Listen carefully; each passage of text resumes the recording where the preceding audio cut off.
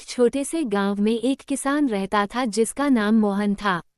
मोहन मेहनती था, लेकिन उसकी आदत थी कि वो हमेशा अपनी परेशानियों के लिए दूसरों को दोष देता था।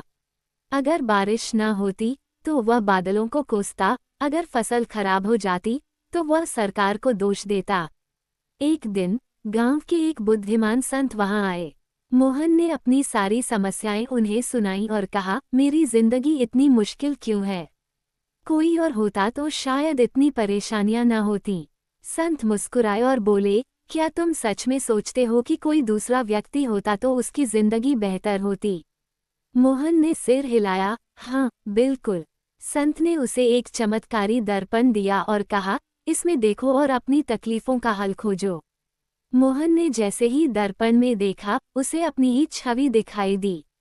लेकिन धीरे धीरे उसने देखा कि हर बार जब वो किसी और के जीवन की कल्पना करता तो उनके संघर्ष भी नजर आने लगते। किसी की माँ बीमार थी, किसी का व्यापार डूब गया था, किसी के पास घर नहीं था।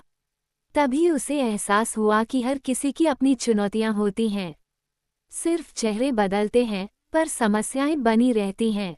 वो संत के पास गया और बोला, मैं समझ गया गुरुजी।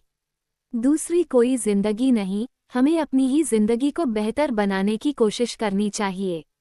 सीख, हमेशा अपनी परेशानियों के लिए दूसरों को दोष देने की बजाय हमें अपने जीवन को बेहतर बनाने पर ध्यान देना चाहिए। हर व्यक्ति की जिंदगी में चुनौतियां होती हैं, बस हमें उनसे लड़ने का तरीका सीखना होता है।